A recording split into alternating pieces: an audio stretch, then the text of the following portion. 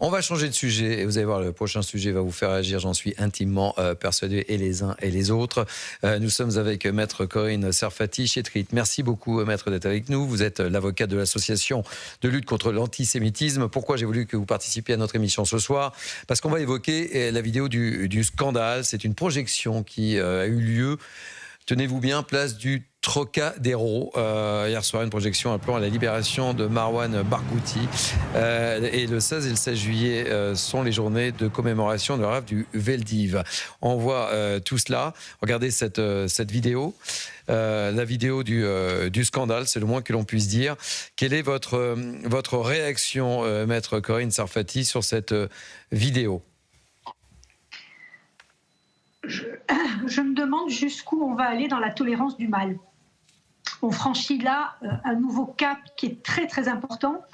Il faut quand même bien concrétiser ce à quoi on a assisté hier soir, c'est-à-dire que sur un des monuments les plus emblématiques de notre République et de notre nation, on a projeté des vidéos appelant à la libération d'un des plus grands terroristes qui n'a pas été condamné une fois, qui n'a pas été condamné deux fois, qui a été condamné à peu près, je crois qu'il a été condamné 5 fois en tout, et à une peine d'emprisonnement avec perpétuité.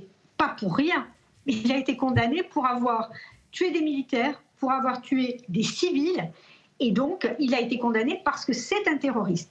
Comment est-ce possible? C'est la question que je pose au gouvernement, aux responsables de nos monuments nationaux. Comment est-ce possible qu'hier soir, dans la zone la plus touristique, une des zones les plus touristiques du monde, à l'heure qui était celle de ces rétroprojections, des individus aient pu faire l'apologie d'un terroriste sur le sol national? Qu'en est-il de leur arrestation? Qui sont-ils? Je veux savoir quelles vont être les mesures qui vont être mises en œuvre, parce qu'on franchit un cap dans le mal, on franchit un cap dans la banalisation du mal, on franchit un cap dans l'apologie du terrorisme, et je me demande jusqu'où ça va aller. Et il y a un autre phénomène qui est une concrétisation, là encore, de ce qui s'est passé hier soir, c'est-à-dire d'une inversion des valeurs. D'une inversion des valeurs qui est encore une fois acceptée, c'est-à-dire qu'on présente ce terroriste multirécidiviste comme un libérateur. On appelle à la libération d'un terroriste. C'est un petit peu comme si on venait placarder nos monuments historiques en demandant la libération d'un Mera ou en demandant la libération d'un Salah Abdeslam. Donc je dis qu'il s'est passé hier quelque chose de très grave et que l'on ne doit pas s'habituer. On ne doit absolument pas s'habituer à cette banalisation du mal, à cette inversion des valeurs. Et restez avec nous, Maître Corinne Serfati Chetrit. On ouvre le débat avec nos invités. Olivier Benkemoun, c'est vrai qu'on peut légitimement se poser la question. Ça se passe au Trocadéro. Sincèrement, c'est un des lieux les plus symboliques de la ville de Paris, et on se demande comment la chose a pu se produire. Et Thierry, allez, je sais pas, diffuser avec un projecteur CNews sur un mur du palais de Chaillot, là. Mais en 5 minutes, vous êtes arrêté, parce qu'il y a des policiers qui sont là, il y a des CRS, parce que de toute façon, il y a des manifestations, puis il y a énormément de touristes, et puis on est dans un moment qui est surveillé, c'est pas n'importe quoi. Tout le monde connaît le Trocadéro, tout le monde sait que c'est un endroit hyper surveillé. Donc, effectivement, comment ça a pu durer aussi longtemps? Comment se fait-il que cette projection, c'est calé, hein, c'est pas sauvage, là, quand on regardait les images en ce moment, la projection, elle est précisément faite sur la hauteur du mur, comme il faut. Oui, on l'écrit pour les auditeurs d'Europe 1 qui n'ont pas l'image.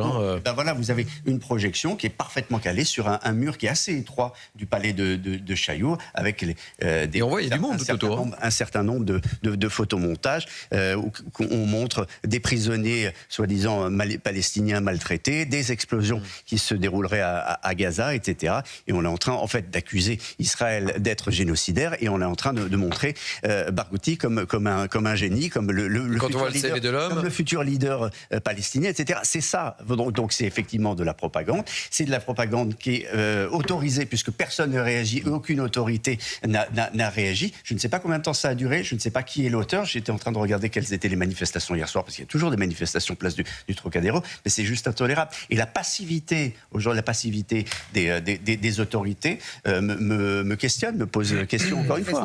Les manifestations ont besoin d'une autorisation.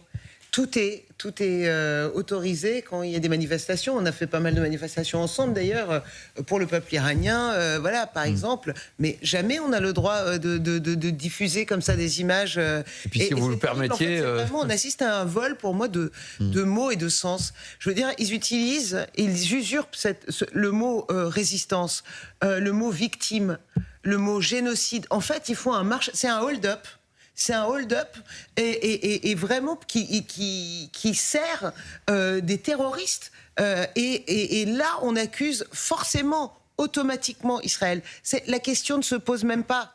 C'est-à-dire que ça crée quoi ? Ça crée chez je sais pas moi, chez des badauds, chez des touristes, chez des Français qui passent, chez des jeunes qui passent par là et qui voient ces images-là. On se dit, ah ouais, bah alors, les sacrés salauds, alors, bah, ils ont raison. Bah alors, regardez, bah, ils ont raison, c'est Israël.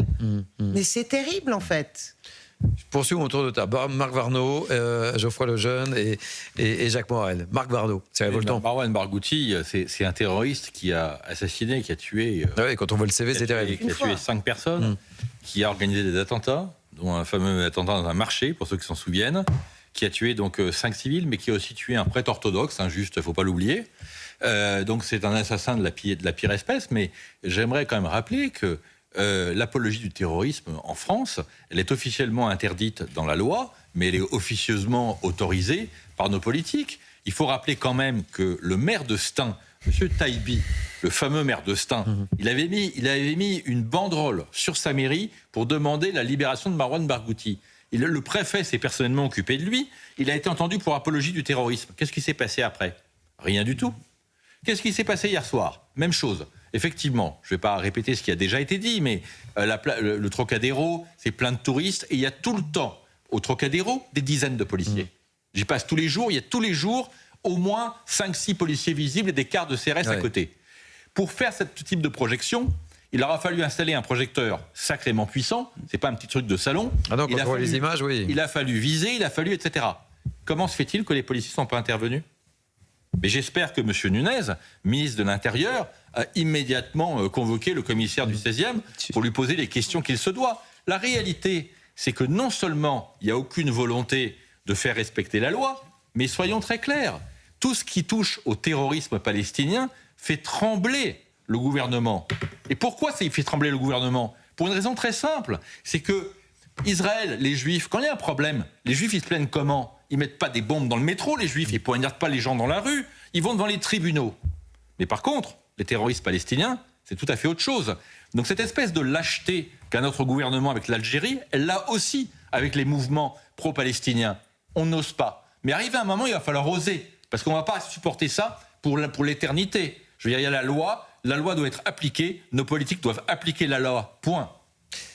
Et j'en profite pour saluer Franck Tapiro qui nous a alerté sur le sujet, qui m'a envoyé un petit SMS et je sais qu'il nous regarde. À Geoffroy Lejeune, c'est vrai que ça paraît totalement délirant dans ce lieu très précis. Et c'est vrai que Marc Varnaud le dit, il y a beaucoup de forces de l'ordre au Trocadéro, c'est moins qu'on puisse dire. Et quand on voit la diffusion et l'organisation, c'est totalement lunaire. Oui, alors moi, pour ne pas répéter ce qui a été dit, je vais dire, ce qui me fascine le plus, c'est l'indulgence médiatique avec laquelle ce genre de choses sont traitées. Imaginez une seconde que, par exemple, un groupuscule soit allé projeter des images à la gloire d'Hitler hier soir, on les aurait vues dans les médias. On en aurait beaucoup entendu parler. Je ne suis pas sûr que tout le monde en parle de cette affaire, c'est sûr. Mais personne n'en parle. Bien sûr. Ça n'intéresse personne, c'est ça qui est très intéressant. Et on entendrait parler partout. Ça saturerait les médias, ce serait l'info du jour. On aurait eu des enquêtes et des reportages sur qui sont les auteurs d'eux, etc. Et toute la classe politique aurait réagi. Et moi, c'est ça que je trouve fascinant, c'est sur quoi on décide de s'indigner ou pas. Et on voit bien que c'est à géométrie variable ce système. Il y a une règle par contre constante, c'est que vous pouvez avoir de l'indulgence avec les terroristes palestiniens, avec les terroristes islamistes tout court d'ailleurs, parce que c'est autorisé, c'est toléré. Par exemple, la romantisation des frères Kouachi, ça existe. Il y a des écrivains qui en ont fait quelque chose. C'est autorisé de trouver que finalement Mohamed Merah, ça s'explique. C'est autorisé de trouver que Marwan Barghouti, ça se défend. Georges Ibrahim Abdallah a été défendu. Il a été défendu même ardemment par certains membres de la France Insoumise, dont certains allaient le voir en prison, etc. Ça passe. ça passe. Le reste ne passe pas, mais ça passe. Et ça, moi, je trouve ça assez fascinant. Ça dit beaucoup d'ailleurs de l'état de notre gauche, de notre gauchisme français. On a cette petite particularité. On n'est pas seul. Il y en a aussi d'autres en Europe, mais on a cette tolérance, cette très grande tolérance à leur égard. Et c'est vrai, vous avez raison de le rappeler. Je suis pas certain qu'il y ait beaucoup de médias qui évoquent le sujet ce soir ou demain. On verra et on fera peut-être la revue de presse demain matin. On en parlera. Corinne Sarfati, chez Trit, je le rappelle, vous êtes l'avocat de l'association de lutte contre l'antisémitisme. Est-ce que vous comptez bouger, intervenir Est-ce que vous avez une action de prévue ou pas? Alors écoutez, en tout cas, on va étudier le cas très sérieusement parce que, en plus de ce qui a été dit, d'abord, moi, je suis choquée du silence médiatique par rapport à ce fait extrêmement grave. Et il faut savoir, et bien évidemment, on va avec mes associations étudier la possibilité d'engager une plainte sur le plan juridique. Il faut savoir que l'apologie du terrorisme est une des causes principales depuis 3 ans de la montée de l'antisémitisme en France et de l'insécurité de la situation des Juifs en France depuis le 7 octobre, avec une montée qui est exponentielle, c'est pas ici que je le préciserai. Donc c'est un fait extrêmement grave qui rentre dans le cadre de l'apologie du terrorisme, à mon avis. Et je rappelle que le 16 et le 17 juillet, je le disais, sur les journées de commémoration de l'Arave du Veldiv, il ne faut pas l'oublier non plus. Oui, c'est le traditionnel, c'est la traditionnelle inversion victimaire. Si vous regardez bien les images qui ont été projetées hier soir, qu'est-ce qu'ils ont projeté comme première image? La première image qui a été projetée, c'est un kaléidoscope avec des dizaines de portraits. Ça vous rappelle rien? C'est le détournement des campagnes qui ont été faites pour défendre les otages israéliens et français. C'est-à-dire que ce détournement en permanence qui est opéré par la cause palestinienne d'inversion victimaire, franchement, elle est à vomir, parce qu'on ne peut pas galvauder la vérité en permanence. Vous voyez, je voyais il y a 3 jours l'UNRWA, qui pourtant ne peut pas être soupçonné de collusion avec Israël. Je crois que l'UNRWA a publié un chiffre comme quoi la population palestinienne à Gaza a augmenté de 40 000 personnes en 3 ans. Vous reconnaissez quand même que pour des gens qui disent avoir subi un génocide, avoir une population qui augmente, c'est quand même unique.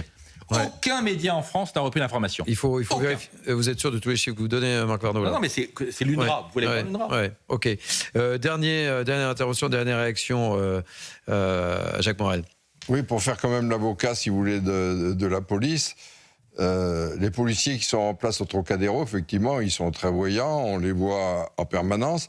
Il n'est pas sûr du tout qu'ils aient été sensibilisés à une action comme ça. C'est quelque chose d'extrêmement nouveau, je crois. Enfin, j'ai pas d'exemple en tête sur des projections comme ça, aussi bien organisées dans un lieu aussi prestigieux. Ils ont pu penser dans un premier temps que c'était quelque chose qui était organisé en accord avec les monuments historiques. Enfin, parfois, plus c'est gros, plus ça passe, on a le sentiment. Mais là, quand même... Oui, mais comme vous le dites, c'était bien organisé, il y avait une projection, c'était bien fait. Ils sont là pour lutter contre les violences urbaines, les pickpockets, servir de police-secours pour que les gens qui se font dérober des objets, ils ne sont pas là pour veiller à un phénomène qui est quand même nouveau. Donc je pense que ça va donner l'occasion au préfet de police de sensibiliser sur des actions futures. On va voir, on va suivre ça avec attention, Jacques Morel. Dernier mot, Sarah Doraghi. Je voulais simplement rappeler pour peut-être les jeunes qui survoleraient un peu ce sujet, quand on dit Free Palestine, les mouvements, les manifestations pro-palestiniennes, c'est pas pro-peuple palestinien, pro-population palestinienne. C'est vraiment pro-Hamas, présentant le Hamas comme un mouvement de résistance. Dans ces manifestations-là, il y a systématiquement les drapeaux du régime islamique, donc pro-régime islamique, ce même régime qui tue, qui pend, qui exécute, qui viole. Donc, c'est pas simplement des manifestations pacifiques qui dénoncent des victimes tombées et innocentes. C'est terrible, ce mouvement qui est en train de s'organiser, parce que c'est la haine à tout va, avec comme premier cible Israël.